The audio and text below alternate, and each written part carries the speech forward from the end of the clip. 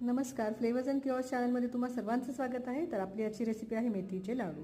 तर ही रेसिपी तुम्ही समजून घेण्यासाठी हा व्हिडिओ शेवटपर्यंत नक्की बघा आणि तुम्हाला हा व्हिडिओ जर आवडला असल्यास माझ्या रेसिपीला लाईक, शेअर आणि कमेंट नक्की करा. तर आता या रेसिपीला सुरुवात करूया. तर यासाठी मी साधारणतः 50 ग्राम मेथी इथे मिक्सरला चांगली बारीक करून घेतली आहे. त्यासोबतच इथे 100 ग्राम तूप थोडंसं कोमट करून हलकंसं मेल्ट करून घेतलेलं आहे. आणि आता ही जी बारीक केलेली मेथी होती ती मेथीची जी पूड आहे ती मी या 100 ग्राम कोमट तुपामध्ये घालून मिक्स करून घेणार आहे.